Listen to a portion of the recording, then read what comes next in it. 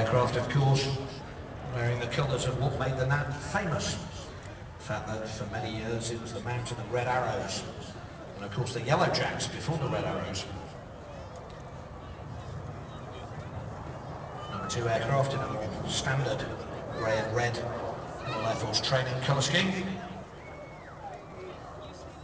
As I said, this thing really is a sports car. It's so small, you don't so much get in this as put it on, which for a jet is just a tiny little thing.